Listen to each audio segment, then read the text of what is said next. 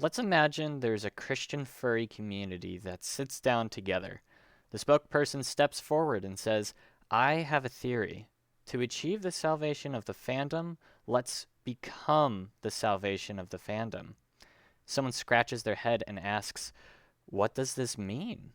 The speaker replies by asking, when you visualize the salvation of the fandom, what do you see? I see furries of all colors circling in harmony. They uplift the weak and encourage the sad. They hunger to see God's will done by repairing all that is broken. Like a river, they flow beauty into the fandom. They bring connection to the lonely. Gratitude flows from their hearts. In this world, furries who are lost can come and experience for themselves that the Lord is good. The speaker raises his eyebrows. Very good. You just described a beautiful shape that the fandom could take on, and you can break down that shape into smaller chunks. Those chunks are the abilities we can grow in: love, compassion, harmony, connection, creativity, and more. If we as a community would grow into those chunks, we would cobble up together into what becomes the salvation of the fandom. The members murmur together. One of them stands up and speaks.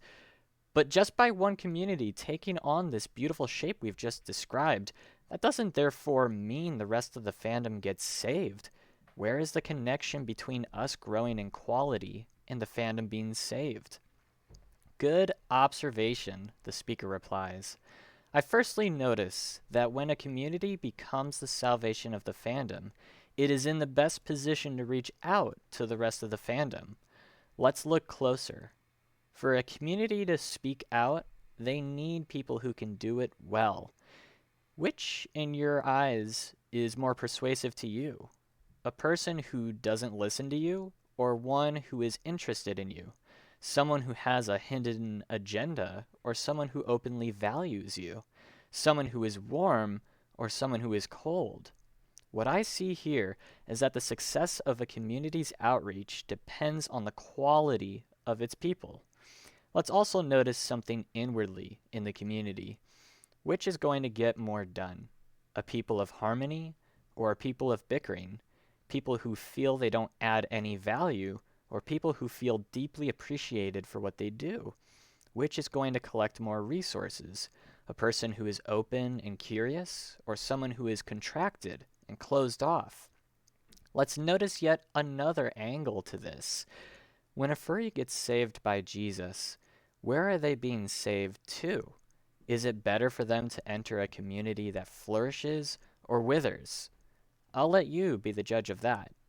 So, by these observations, we can see clearly that by growing in quality, the rest of the fandom has a place to go to.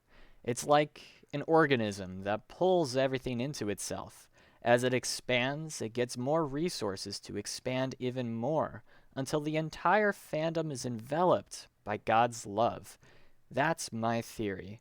To achieve the salvation of the fandom, let's become the salvation of the fandom.